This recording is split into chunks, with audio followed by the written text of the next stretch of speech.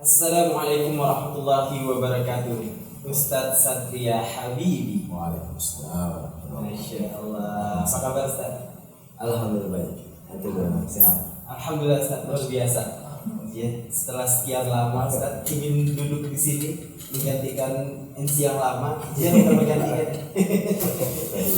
Nyoba ya Ustadz ya. Ya siapa tahu kan ratingnya naik Ustadz. Masih. Amin. Ya, aduh lupa liriknya.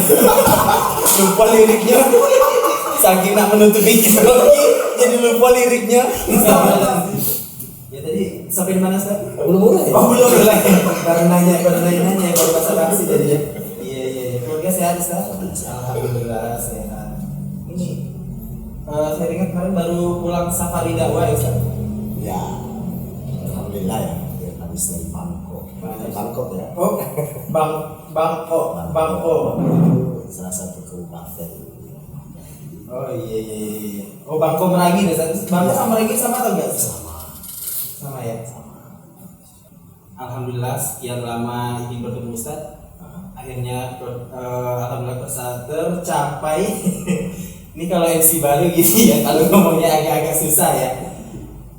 Ini Ustaz, saya ingin bertanya nih.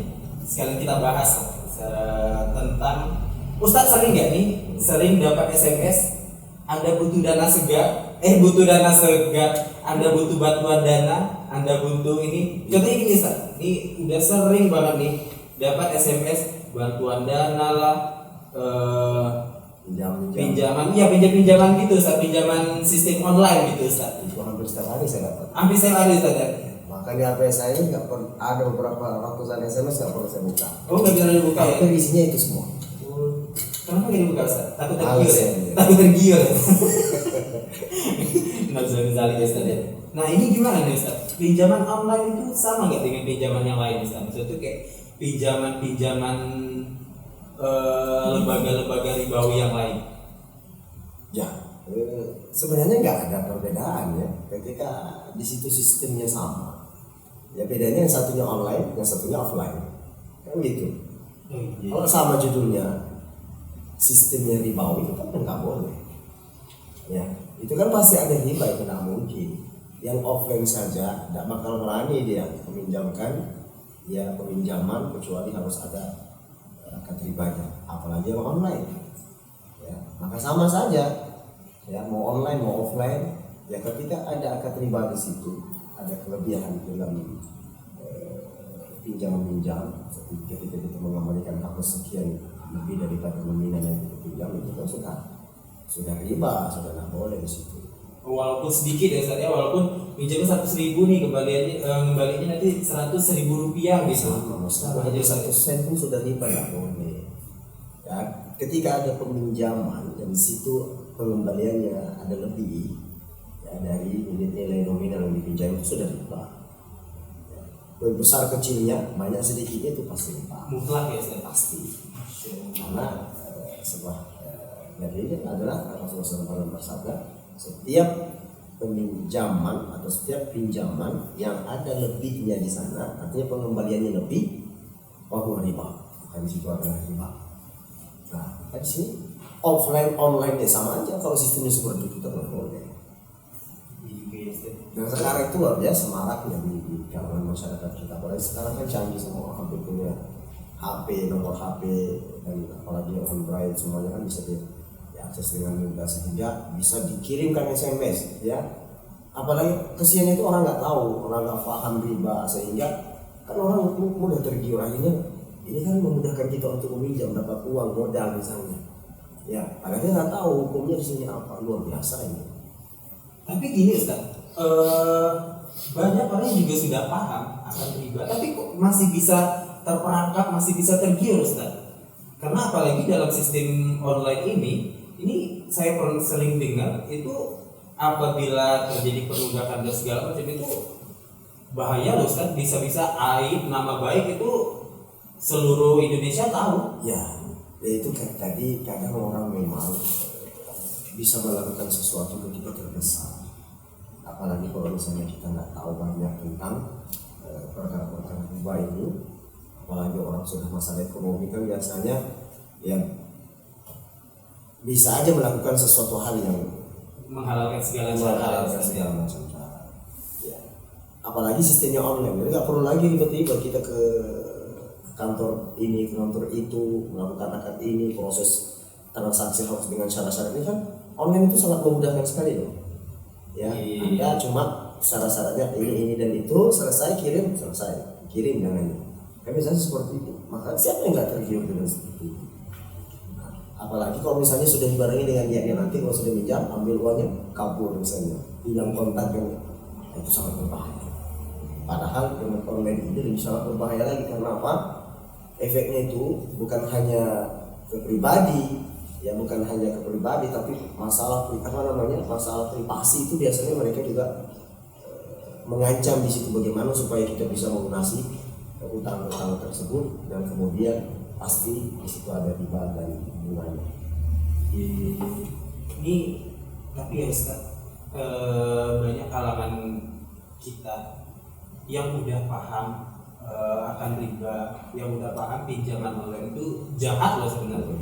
Walaupun mereka di awalnya ya baik, ya di awalnya membantu lah, memudahkan lah apa segala macam. Jadi padahal kalau dipikir-pikir efeknya kan jahat kan Ustaz pasti. Tapi masih banyak yang mengabaikan gitu sama situ. Riba nanti lah. Ya, yang penting dapat dulu uangnya gitu. Ya subhanallah.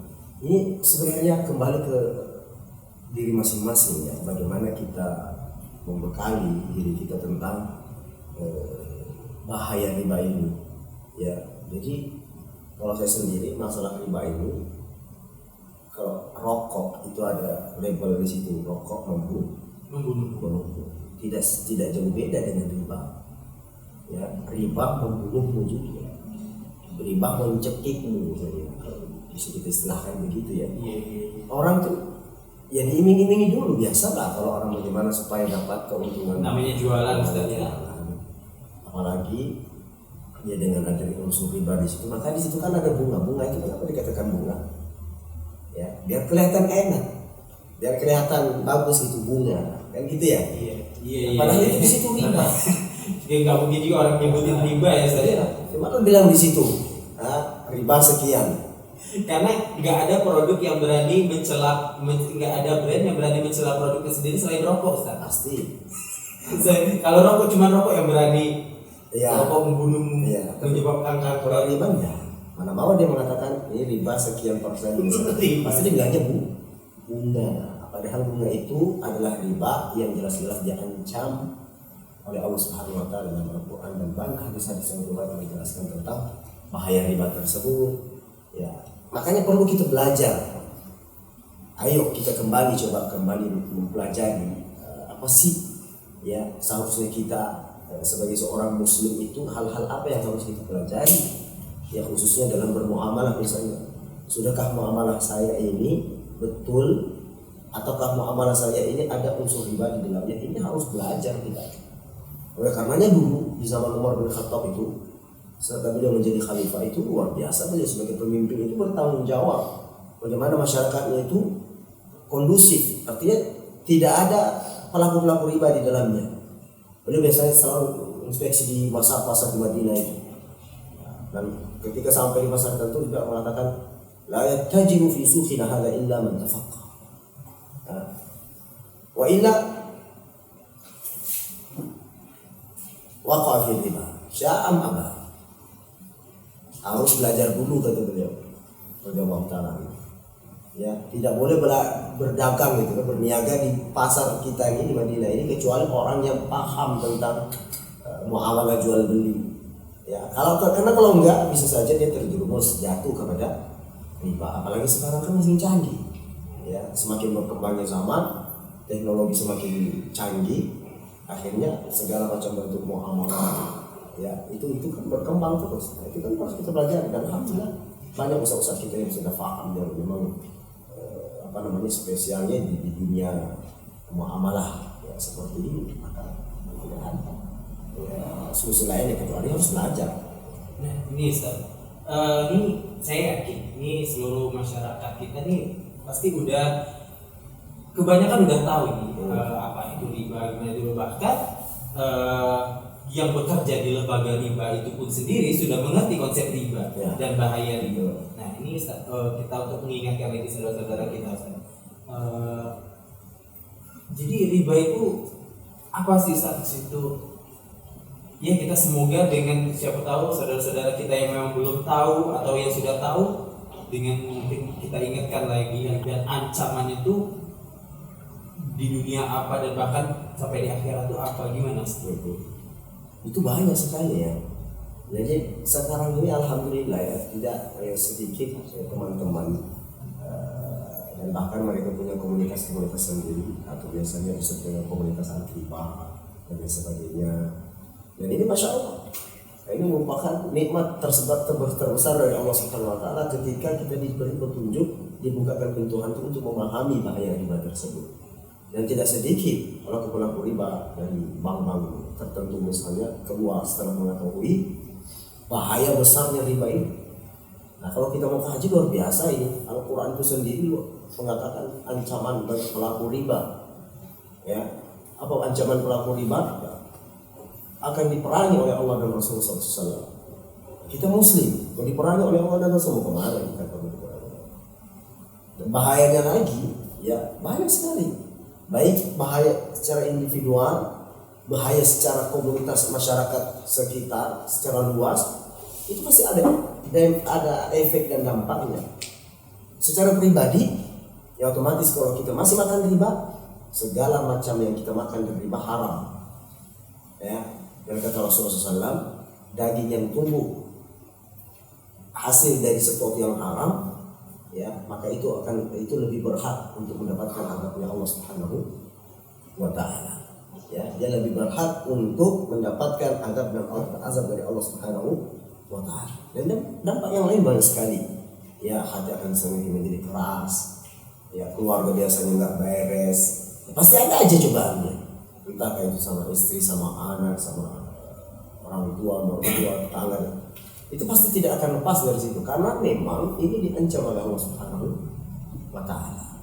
Ya, keras hatinya, malas beribadah, tidak tenang, pelit, kikir, ya, dihantui dengan dunia aja terus, dunia lagi, dan seterusnya. Lebih daripada itu ancamannya yang lain banyak sekali. Ya, di akhirat nanti akan diancam. Orang ini akan diceburkan di dalam kolam yang isinya darah. Ya, sebuah riwayat dikatakan demikian. Orang yang memakan riba nanti di akhirat itu akan berenang di kolam yang isinya darah. Kita kolam renang aja yang keruh sudah nggak mau turun biasanya. Ya cuma isinya tanah ya Ustaz ya. Apalagi kalau darah. Belum lagi itu dikatakan juga di sekeliling daripada kolam tersebut ada orang yang mengumpulkan batu-batuan dan kemudian orang tadi yang berenang di darah ini setiap menepi disuapi dengan batu-batuan. Makanannya batu. Lalu pergi, setelah itu datang lagi disuap lagi dengan batu-batuan. Itu ancamannya di akhirat. Dan jelas juga bahwasanya riba ini minimal ancamannya itu paling kecil dosanya apa? Seperti berzina waliyadzubillah kepada ibu sendiri. Itu dosanya itu paling kecil. Bahkan kalangan tabi'in ada yang berkata, saya berzina 33 kali itu lebih ringan bagiku daripada harus memakan dirham 1 dirham dari hasil riba. Ya, berani coba-coba makan riba? Alhamdulillah. Makanya supaya nggak terjerumus sini harus belajar. Dan alhamdulillah sudah banyak, ya, sudah banyak kajian-kajian tentang bahaya riba dan seterusnya, dan tentunya juga ada beberapa solusi dari lembaga-lembaga tertentu. Tapi saya speechless mendengarnya Ustaz. Semenakutkan itu ya Ustaz. Bukan cuma di dunia, sampai di akhirat pun itu pasti ada efeknya, dampaknya pasti ada. Entah sama istri, sama anak, pekerjaan, ya. Minimal pelaku riba ini yakin tidak akan pernah tenang di dalam hidupnya. Tidak akan pernah tenang. Ya, kenapa tidak tenang? Karena berdosa. Ya, pada saat ini kadang nggak sadar kita. Ya, tiap hari ternyata kita ini berdosa, bukan luar biasa. Gitu. Ini juga kalau pinjaman riba itu Ustaz, itu apalagi pinjaman uang ya Ustaz. Dan terkadang itu uangnya cuma kelihatan paling lama 1 bulan. Ya. Itu pun kadang 2 minggu udah habis. Ya. Dan utang itu sampai 5 tahun Ustaz. Ya. Karena itulah tadi ya jalur atau jalan untuk berbuat yang dilarang oleh Allah itu selalu terkadang nampak bagus, nampak indah. Ya, sebagaimana dikatakan ya hal-hal yang memasukkan kita ke dalam surga itu penuh dengan kerumitan, kesusahan. Beda dengan neraka, selalu dibungkus, selalu dikemas dengan sesuatu yang lebih gampang, enak, kan gitu. Masuk riba ini kan kelihatannya enak tuh, daftar, serahkan berkas, pinjam, dapat uang, dapat mudah. Tapi dia nggak sadar di situ dia sedang diancam kebahagiaannya, diancam kebahagiaannya dunia dan akhirat, ya, diancam keselamatannya dunia dan akhirat. Makanya saya katakan riba itu membunuh. Riba itu membunuh. Makanya jangan coba-coba masuk ke dalam dunia riba. Ya, itu mencekik. Awalnya kita dapat uang memang sekian, saya dapat uang ini. Alhamdulillah. Luar biasa. Lapang kehidupan. Bisa bermodal, bisa buat usaha ini, usaha itu. Oke. Allah tidak akan berkahi di dalam tersebut. Satu minggu, 2 minggu, 2 bulan, 3 bulan, 1 tahun, 2 tahun. Mungkin berjalan seperti biasanya. Tapi pasti Allah akan hancurkan. Ini sederhananya Ustaz, untuk teman-teman kita yang ya kalau namanya marketingnya punya ilmu sendiri Ustaz. Meskipun nih yang ditawarin kayak misalnya saya nawarin Ustaz, ini Ustaz, tapi ini riba nggak, tapi ini nggak, tapi ini nggak. Nanti marketing itu punya ilmu sendiri yang itu lisannya subhanallah merayu itu dengan sebisa mungkin, bahkan sampai konsumen pun jadi kayak kepikiran, oh iya ya, ini nggak masalah kayak ini. Nah itu gimana kita? Maksud itu konsep sederhananya, kalau sudah begini itu berarti nggak masuk nih. Ya, sederhana sekali. Pinjamannya apa? Saya mau pinjam tapi jangan ada lebih. Itu gampang. Iya. Tinggal tanya, Pak ada lebihnya enggak? Atau bahasa kasarnya ada ribanya enggak Pak? Atau bahasa halusnya bahasanya ada bunganya enggak Pak? Iya. Saya pinjam 100.000 misalnya, atau saya pinjam 10 juta. Dan dalam jangka waktu ini saya balikin, nominalnya sama apa enggak? Oh enggak boleh Pak, enggak bisa Pak. Apa nanti ada bunganya. Sepintar apapun orang ya bersilat lidah ya, ngomong ya, biasanya kan marketing seperti itu. Marketing harus pintar ngomong dia. Kalau nggak pintar ngomong nggak mungkin jadi marketing. Kalau kita minjam sekian Ya. dan walaupun 100 rupiah itu kalau lebihnya itu udah termasuk riba ya Ustaz? Nggak boleh. Kalau ada lebih nggak boleh. Tapi siapa yang meminjamkan sekarang? Siapa yang meminjamkan? Ya, kalau bukan memang atas dasar takwa sama Allah, atas dasar ta'awun, bekerja sama, saling tolong menolong, tidak mungkin. Selagi seseorang orientasinya dunia, tidak mungkin orang meminjamkan seseorang tanpa riba. Tidak mungkin. Rugi saya. Saya minjamkan 10 juta dalam jangka 1 tahun.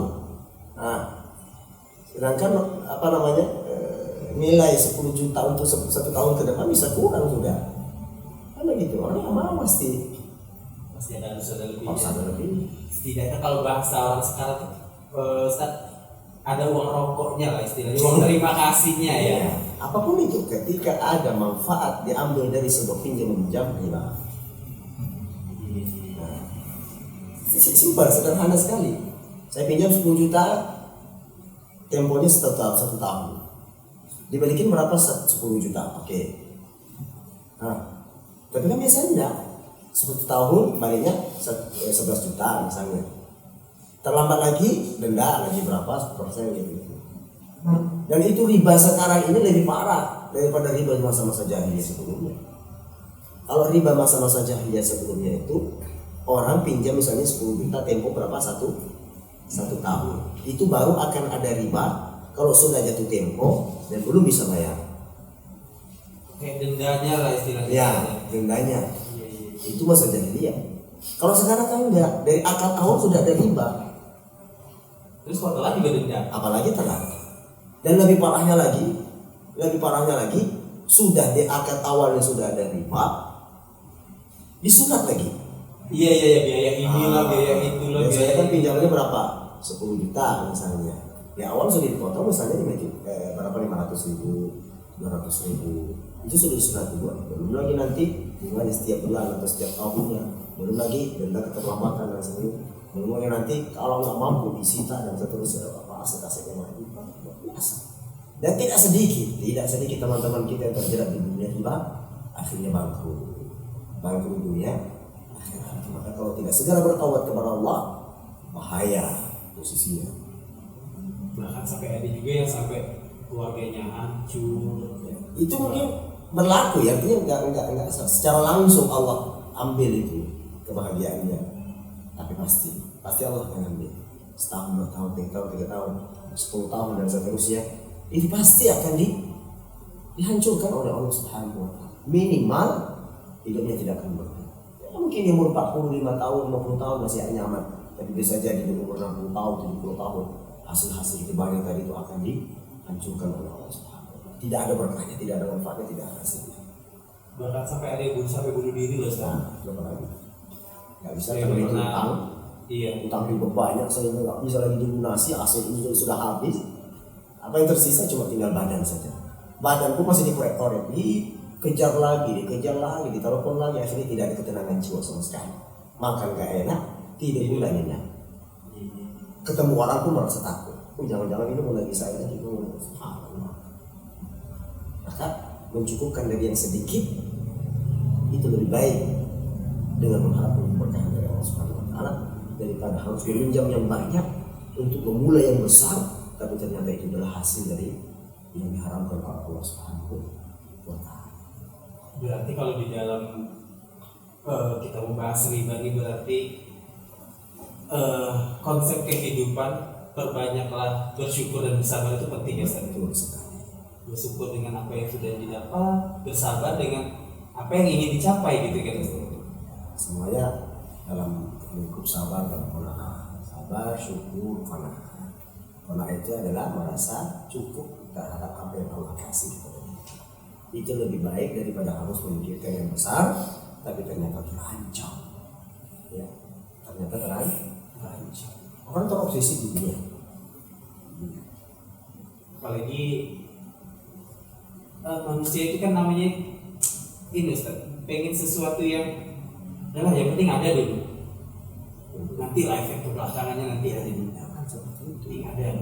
Yang biasa kalau anak ini sejarah setan ini masalah ini kan gangguan setan ini. Ya. Anda mau menanggung dosa riba, ya. Anda mau terancam masuk neraka, dan sudah tegas kita katakan. Jangan coba-coba masuk dalam riba. Jangan mau menanggung, ya. Dan nanti kan mau sukses dulu. Ya kalau sukses. Kalau sukses pun itu bukan kesuksesan sebenarnya. Ya, begitu. Gak apa-apa lah pinjam dulu untuk modal usaha dulu. Nanti kalau sudah sukses saya bayar semuanya baru saya tobat. Ya kalau sempat tobat. Ya kalau sukses. Dan kesuksesan itu tadi bukan kesuksesan yang sebenarnya. Kesuksesan semata, kesuksesan yang semu yang akhirnya nanti akan dibinasakan oleh Allah Subhanahu wa Ta'ala. Tidak dibinasakan di dunia, ancamannya di neraka kelak. Jadi kebanyakan orang sering menunda-nunda ini, dia udah tahu, dia udah paham, pokoknya udah tahu semua ancaman akan riba gitu, tapi masih ada yang bisa mengatakan nantilah, maksudnya itu menunda-nunda untuk keluar dari situ, sedangkan kematiannya tuh nggak bisa dimundurkan sedikit gitu. Itu sebenarnya kembali ke muara iman, tergantung iman. Makanya kenapa kita harus selalu belajar, kenapa kita harus selalu menuntut ilmu supaya iman kita bertambah, pengetahuan kita bertambah, sehingga hal-hal seperti itu pun akan kita kita hindari dan kita jauhi. Ya. Itu kenapa? Karena mungkin karena imannya belum kuat dalam hal ini misalnya. Masih terobsesi dunia, takut misalnya. Padahal kan kalau sudah beriman, kuat iman kepada Allah Subhanahu wa taala, apalagi beriman kepada takdir Allah. Ya, beriman takdir Allah bahwasanya rezeki itu tidak akan mungkin tertukar. Pertama, ya. Kemudian rezeki itu pasti akan didapatkan sesuai dengan takdir kita, takaran kita yang sudah Allah tetapkan sebelum kita lahir di dunia ini. Rezeki itu sudah diatur sama Allah. Kenapa harus sampai susah-susah mencarinya sampai harus melanggar hukum-hukum Allah? Ya, padahal Allah itu nggak mungkin. Kita saja kadang sudah besar seperti ini, itu berapa banyak sudah rezeki yang kita rasakan dan kita manfaatkan dari Allah Subhanahu wa taala. Kenapa untuk 1 tahun, 2 tahun, 3 tahun, 10 tahun ke depan? Karena kita khawatir, saya mau makan apa? Subhanallah. Anak istri saya mau makan, sudah Allah atur itu. Allah sudah jauhin itu. Nggak mungkin, nggak bisa. Makhluk terkecil pun semut itu sudah ada rezekinya. Bagaimana kita makhluk yang bisa bekerja, berusaha? Nggak bisa. Kemudian khawatir tidak punya rezeki, khawatir tidak dapat hidup, makan dan seterusnya. Nah, itu kan kembali ke iman. Ya, jadi untuk menghindari terjumus ke dalam riba ini berarti memang harus banyak-banyak belajar ya Ustaz ya. Harus banyak-banyak belajar biar iman makin kuat juga ya Ustaz ya. Wajib. Dengan belajarlah kita akan lebih paham, lebih mengerti apa sih sebenarnya riba itu, kemudian bahayanya apa. Nah, kalau kita nggak paham bahayanya, makanya mungkin teman-teman yang biasa santai aja, biasa aja. Ya.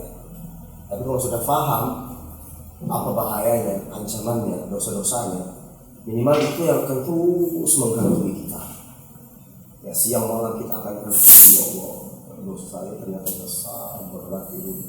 Meskipun saya kelihatannya wah gitu ya, dengan penampilannya ya Masya Allah kan ya. Karena kan orang-orang pelaku riba itu kan begitu ya. Iya. Kemewahan yang dijanjikan gitu kan ya. Iya Ustaz. Tampilannya keren, ya pokoknya.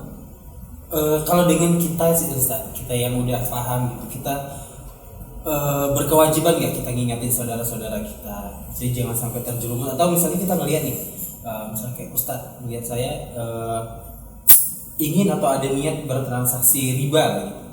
Berkewajiban nggak itu salah kita tegur, kita nasihati gitu? Ya wajib semampunya ya, wajib semampunya dan dengan tentunya melihat situasi dan kondisi ya, min hikmah berarti awal nol itu hasanah ya, jangan sampai ya justru niat kita baik tapi ternyata caranya nggak benar, akhirnya bukan malah mendatangkan maslahat, malah justru orang ya, justru saudara kita ini malah membenci dakwah dan kemudian tetap bersikeras menganggap bahwa lebih baik itu dalam hal. Karena sampaikan semampunya. Ya, sama seperti hal yang seperti tadi mungkin ada teman-teman yang tadi terdengar hatinya terpanggil ya, kemudian dapat hidayah, akhirnya dia pun bisa pelan-pelan untuk mendengarkan riba ini meskipun belum bisa totalitas kadangnya. Iya. Karena kan pasti berat itu, teman-teman itu pasti berat. Tapi setidaknya punya ada usaha, ada niat, ada usaha untuk keluar dari sana. Amin. Dan ya nggak perlu khawatir lah. Kita katakan tadi nggak perlu khawatir, masalah rezeki Allah itu luas. Allah itu sudah menentukan takdir kita, rezeki kita berapa, dan tidak mungkin kita meninggal kecuali rezeki kita mendapatkan secara sempurna. Begitu ya. Yes. Karena kan orang gantui juga itu, nanti kalau saya keluar dari lembaga riba ini, nanti saya mau makan apa, nah, istri saya nanti saya bagaimana biayanya dan seterusnya. Kan begitu biasanya. Iya. Nah, berarti perlu terus belajar, perlu terus mendekatkan diri kepada Allah agar betul-betul yakin ya, agar Allah Subhanahu Wa Taala betul-betul membukakan pintu hati untuk melihat kebenaran itu. Makanya tentu kita dianjurkan berdoa, Allahumma innal haqqa haqqun warzuqna ittiba'ahu wa innal batila batilun warzuqna ijtinabah. Ya Allah, tunjukkanlah yang hak itu adalah hak ya, dan mudahkanlah hamba untuk mengikutinya, dan tunjukkanlah yang batil itu adalah batil dan mudahkan hamba untuk menjauhinya. Karena itu maka perlu berusaha, tidaknya belajar terus. Jadi jangan sampai mengikuti hawa nafsu ya Ustaz ya. karena kalau ngikutin hawa nafsu terus mau sampai kapan juga nggak bakalan cukup ya Ustaz. Nggak bakal cukup, nggak bakal cukup. Ya intinya sedikit kaki itu bermanfaat dan berkah jauh lebih baik daripada banyak tapi nggak berkah, ya nggak menenangkan, nggak menenteramkan. Sedikit tapi membuat kita tentram, adem, enak, kita ibadahnya enak, keluarga juga alhamdulillah gitu kan, bisa kita perbaiki, bisa ngajarkan anak dan seterusnya, meskipun waktunya kadang ya kita luangkan waktu lebih banyak. Tapi kalau misalnya riba, karena kan sibuk tuh, kadang kerja lembur sampai di rumah pun harus masih kejar deadline dan seterusnya, apa manfaatnya? Sehingga ibadah pun nggak tenang. Sedikit berkah tenang lebih baik daripada banyak sementara kita dan juga berambisi mau ini dan itu, beli ini dan itu, tapi dengan cara riba yang tidak pernah mendatangkan ketenangan. Mau kita bekerja untuk tenang kok. Itu ya Ustaz, intinya tuh ya biar sedikit yang penting tenang ya Ustaz, daripada banyak juga makan betapa makan gak enak, tidur gak nyenyak. Iya, aduh Insya Allah nih saya sampai ini loh Ustaz, maksudnya tuh berarti sedalam itu kajiannya kalau tentang riba tuh Ustaz ya. Itu memang bahayanya, apa aja yang kita rasain pada saat prosesnya dan segala macam itu udah banyak keburukan-keburukan, kejelekan-kejelekan yang bakal kita hadapi. Karena itu adalah dilarang oleh Allah. Insya Allah. Jadi tidak mungkin dilarang kalau tidak ada mudarat dan bahaya untuk diri kita, untuk masyarakat. Ya, bahkan ya mungkin bisa menenangkan dalam Allah. Ya, sebagaimana sabda bahwasanya ketika sudah nampak marak perzinahan, kemudian riba, ya, maka tunggulah suatu saat pasti akan turun azabnya Allah Subhanahu wa Ta'ala. Masya Allah. Oke, terima kasih banyak Ustadz. Masya Allah ilmunya. Semoga dengan ilmu yang Ustadz kasih yang Masya Allah banyak banget, itu bisa menjadi jalan untuk teman-teman kita atau untuk saya juga pribadinya, biar lebih paham lagi, lebih tahu lagi konsep riba itu bagaimana, bahayanya riba itu bagaimana, dan semoga ini bisa jadi jalan juga untuk teman-teman kita yang mohon maaf masih kerja di lembaga ribawi gitu kan, yang masih memikirkan hawa nafsu dan masih nggak yakin bahwa Allah itu bakal ngebantu kalau dia udah keluar dari situ. Masya Allah. Oke Ustaz, itu aja cukup Ustaz. Kita akhiri. Assalamualaikum warahmatullahi wabarakatuh. Assalamualaikum.